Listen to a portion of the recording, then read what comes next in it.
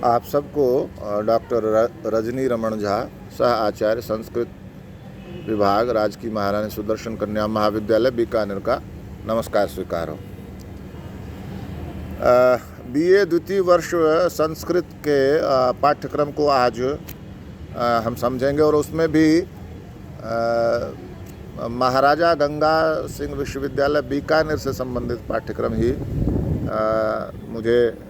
मैं बता सकता हूँ। इसलिए केवल उस महाराजा गंगा सिंह विश्वविद्यालय के पाठ्यक्रम को ध्यान में रखते हुए ही इसको ग्रहण किया जाना चाहिए। तो जैसा कि आपने प्रथम वर्ष में देखा होगा, उसी तरह से द्वितीय वर्ष में भी संस्कृत के दो प्रश्न पत्र हैं, प्रथम प्रश्न पत्र और द्वितीय प्रश्न पत्र। प्रथम प्रश्न पत्र भी 100 अंकों का है और द्वितीय प्रश्न पत्र भी 100 अंकों का ही है। तो आज हम प्रथम प्रश्न पत्र के बारे में जानेंगे। तो जैसा कि आपको बताया गया कि यह प्रश्न पत्र 100 अंकों का होगा और इसमें कुल 5 इकाइयाँ हैं। इसको ऐसे समझते हैं कि पहली इकाई जो है वह नाटक है, अभिज्ञान शाकुंतलम, जो 1 से लेकर 4 अंकों तक है। दूसरी इकाई इसमें भी अभिज्ञान शाकुंतलम ही है, वो यह है 5 से 7 अंकों तक। यानी कि अभिज्ञान शाकुंतलम के 7 अंक हैं, उनको 2 हिस्सों में कर दिया गया। पहला हिस्सा हो गया 1 से 4 अंक और दूसरा हिस्सा हो गया 5 से 7 अंक। तीसरी इकाई जो है उसमें अभिज्ञान शाकुंतलम में प्रयुक्त सभी छंद के बारे में पूछा जाएगा, लक्षण एवं उदाहरण सहित। यानी कि मान लीजिए कोई श्लोक दे दिया गया, किसका? अभिज्ञान शाकुंतलम का, कि अर्थो ही कन्या पर किए व तामद्य संप्रेक्ष्य परिग्रहितु जातो ममायम विशदा प्रकामम प्रत्यत्पितन्यासिवांतरात्मा। अब इसमें कौन सा छंद है? तो उस छंद को बताने के लिए आपने क्या करना होगा कि पहले उस छंद का लक्षण बताना होगा और फिर वह उदाहरण देना होगा, और उसके बाद यह बताना पड़ेगा कि इसमें यह छंद है तो किस प्रकार है। इंद्र वज्रा है, उपेंद्र वज्रा है, उपजाति है, इस तरह के छंद हैं। तो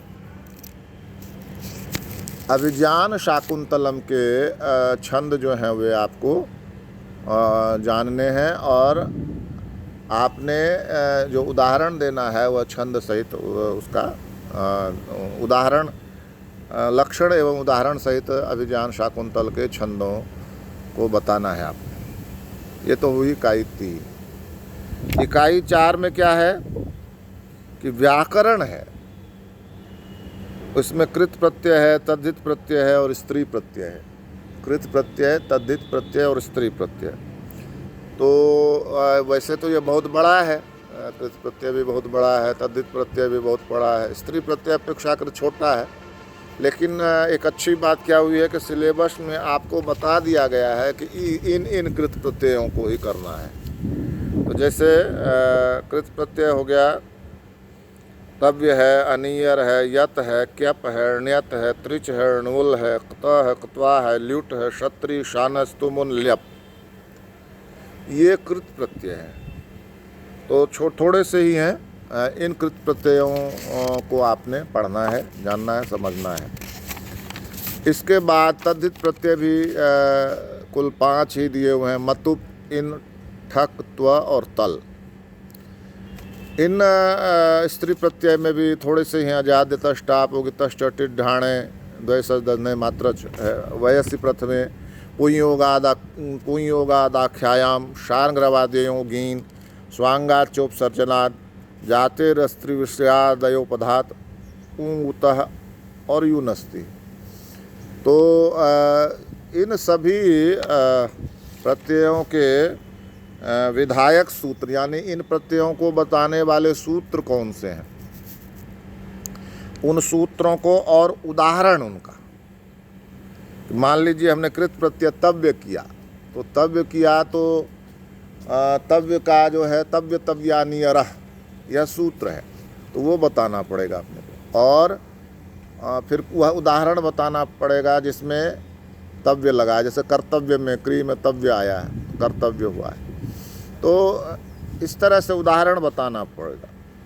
उसी तरह से तद्धित में मतुप है, जैसे जैसे हम जानते हैं गुणवान है, मतिमान है, तो ये सारे मतुप प्रत्यय से बने। तो कौन सा सूत्र है ये सूत्र बताना पड़ेगा, और उसका उदाहरण जैसे गुणवान मतिमान आदि जो है ये उदाहरण बताना पड़ेगा। इसके बाद स्त्री प्रत्यय है अजाद्य तष्टाप, जैसे अज से अजा बना, तो कैसे बना, तो अज में टाप लगा, टाप प्रत्यय आया, और टाप प्रत्यय आकर अज से अजा बना। यह अपने को अजाद्य तष्टाप भी सूत्र भी बताना पड़ेगा, और उसका उदाहरण जैसे अज से अजा बना, अज में टाप लगकर टाप प्रत्यय का योग कर यह बताना पड़ेगा। यह तो हुई चौथी इकाई। पांचवी इकाई हुई संस्कृत साहित्य का इतिहास। संस्कृत साहित्य का इतिहास में क्या, जैसे वीर काव्य है, रामायण महाभारत, काव्य है जैसे रघुवंश है, कुमार संभव है, किरातार्जुनीयम है, शिशुपाल वधम है, नैषध चरितम है, तो नैषधीय चरितम, तो इनको इतिहास के रूप में हमने पढ़ना है। इतिहास के रूप में यह कि मान लिया जाए कि कहा कि भाई महाभारत के बारे में लिखिए, रामायण के बारे में लिखिए, तो बताना पड़ेगा रामायण कब रची गई, महाभारत कब रचा गया, और रचयिता कौन है, कौन से कांड हैं, क्या इसकी कहानी है, यह सब अपने को बताना पड़ेगा। इसी तरह से रघुवंश है, कुमार संभव है, इनके बारे में भी बताना पड़ेगा। कालिदास का समय काल क्या है यह भी बताना पड़ेगा।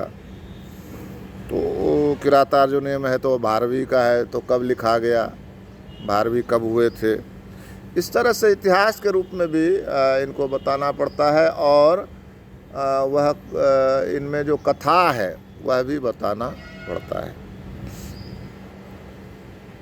गीति काव्य है तो मेघदूत है, ऋतु संहार है, अमरु शतकम है, नीति शतकम है, वैराग्य शतकम है, श्रृंगार शतकम है, बहुत सारे गीति काव्य हैं, तो उनके बारे में अपने को बताना पड़ेगा।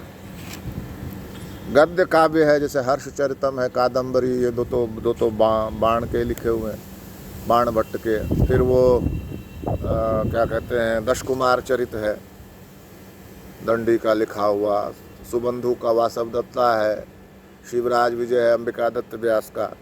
तो इस तरह से क्या कहते हैं वो अपने को गद्य काव्य के बारे में बताना पड़ेगा। फिर नाट्य साहित्य है, नाट्य साहित्य जैसे अभिज्ञान शाकुंतलम है, और विक्रमोर्वशीयम है, उत्तर रामचरितम है, क्या कहते हैं उसको मुद्रा राक्षस है, मृच्छकटिकम है, बहुत सारे नाटक हैं। उन सब के बारे में आपने लिखना है, बताना है। फिर कथा साहित्य है, कथा साहित्य में जैसे पंचतंत्र है, और आपने प्रथम वर्ष में जैसे हितोपदेश पढ़ा, तो ये सब कथा साहित्य है, कथा सरित सागर। तो इनके बारे में पूछा जाएगा और इसके बारे में अपने को उत्तर देना है। तो एक बार हम इसको फिर से देख लेते हैं कि पहली जो इकाई है इसमें, वह पहली इकाई है नाटक में जो अभिज्ञान शाकुंतलम में 1 से 4 अंक तक, यानी कि इसमें पढ़ेंगे तो इसके जो श्लोक हैं या गद्य है उनकी व्याख्या पूछी जा सकती है, श्लोक की व्याख्या पूछी जा सकती है। फिर मान लीजिए राजा के बारे में, शकुंतला के बारे में, इस तरह के जो प्रश्न आते हैं, तो उसके लिए अपने को वह नाटक पढ़ना बहुत आवश्यक हो जाता है। तो इसलिए इस नाटक को 2 हिस्सों में कर दिया गया। पहली इकाई जो हो गई वह 1 से 4 हो गई, दूसरी इकाई जो हो गई वह 5 से 7 हो गई। तो ये दो इकाइयाँ हो गई खाली अभिज्ञान शाकुंतलम की।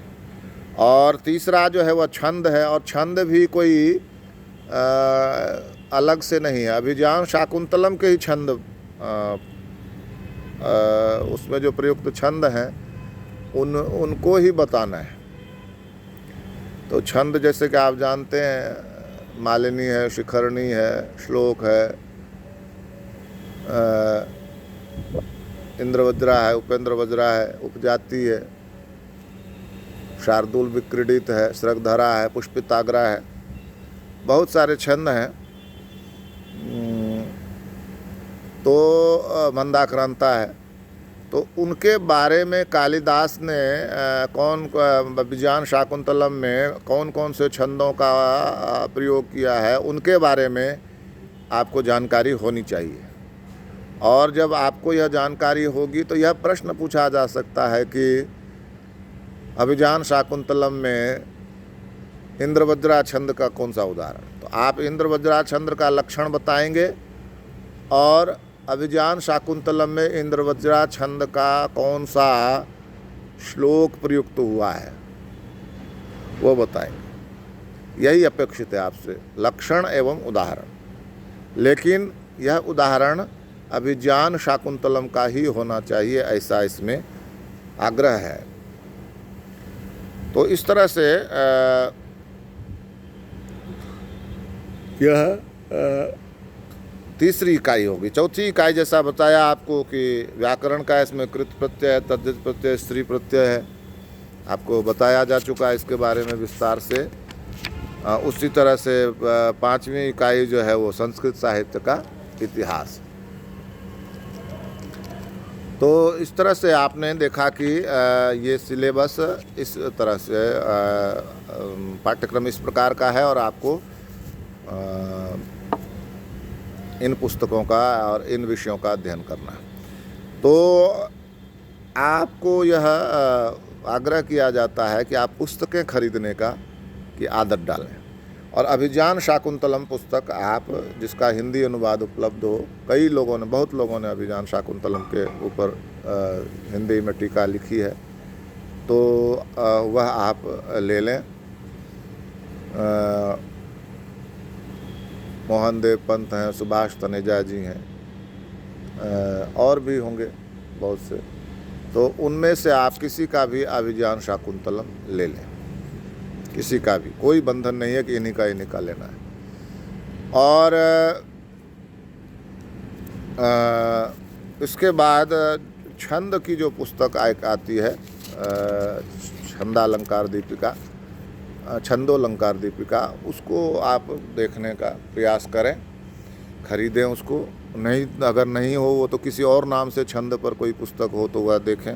छोटी पतली पतली पुस्तकें आती हैं बहुत कम मूल्य की, उसको आप लेने का प्रयास करें। व्याकरण जो है, आप व्याकरण की पुस्तकें भी लें, चाहे श्री कृष्ण ओझा जी की हो, चाहे विश्वनाथ शर्मा जी की हो, चाहे अर्कनाथ चौधरी जी की हो, किन्हीं की पुस्तक हो आप वो लें। अब हम आते हैं जहाँ इतिहास में भी इसी तरह से संस्कृत साहित्य का इतिहास नाम के बलदेव उपाध्याय जी हैं, डॉक्टर सूर्यकांत हैं, और भी लोगों ने संस्कृत साहित्य का इतिहास लिखा है, वो आप पुस्तक खरीदें। पुस्तकालय से पुस्तकें मिलती हैं लेकिन बहुत देर से मिलती हैं, तब तक कोर्स बहुत आगे बढ़ जाता है और पुस्तक के बिना उसको समझने में आपको भी दिक्कत होगी। इसलिए पुस्तकें तो जल्द से जल्द, या पिछले वर्ष किसी ने वो पढ़ाई की और अब इस वर्ष वो पुस्तकें काम नहीं आनी है, तो आप उनसे वो लेने का प्रयास करें, उन पुस्तकों को लेने का प्रयास करें। तो यह हुआ पुस्तकों के बारे में। अब हम इसका अंक विभाजन समझते हैं। जैसा आपको बताया गया कि इसमें 100 अंक हैं, तो पहला जो खंड होगा उसको कहेंगे खंड अ। उसमें 10 प्रश्न होंगे और 2-2 अंकों के, इसमें विकल्प नहीं होगा। 10 प्रश्न है तो 10 प्रश्न ही हैं, और यह 50 शब्दों में आपको इनके उत्तर देने हैं। 10 प्रश्न हैं, अगर आपने नहीं किए, मान लीजिए 8 किए, तो 8 के अनुसार ही आपको अंक मिलेंगे। विकल्प नहीं है इसमें, 50 शब्दों में उत्तर देना। दूसरा खंड है वह खंड ब कहलाता है। वह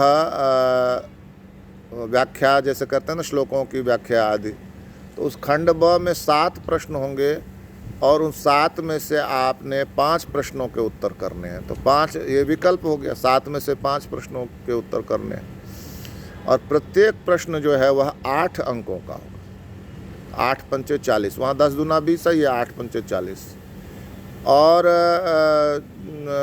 5 का उत्तर। और इनके लिए शब्द सीमा है 200 शब्द। पहले खंड में 50 शब्द हैं, दूसरे खंड में 200 शब्द हो गए। अब तीसरा खंड जो है वह 4 प्रश्न होंगे उसमें और दो के उत्तर करने हैं, आपने 2 के उत्तर देने हैं। तो इसमें 20 दूना 40, एक प्रश्न 20 अंकों का होगा। ऐसे 2 प्रश्न करने हैं और इसके उत्तर आपने 500 शब्दों में देने हैं। इसमें क्या हो सकता है, जैसे प्रकृति चित्रण हो सकता है, जैसे राजनीतिक वर्णन, अभिज्ञान शाकुंतलम में राजनीति क्या थी, अभिज्ञान शाकुंतलम में प्रकृति चित्रण, अभिज्ञान शाकुंतलम के नायक का वर्णन करें। तो बहुदीर्घ उत्तर वाला ये प्रश्न होगा, ये 500 शब्दों में होगा। तो इस तरह से अंक विभाजन रहेगा। तो पहला जो खंड अ है वह 20 अंकों का, दूसरा खंड ब है वह 40 अंकों का, 60 हो गया, 20 40 60, और तीसरा खंड भी 40 अंकों का, तो 60 और 40 100। इस तरह से 100 अंकों का यह प्रश्न पत्र आपका होगा। तो आज आपको BA द्वितीय वर्ष संस्कृत के पाठ्यक्रम में प्रथम प्रश्न पत्र के बारे में बताया गया।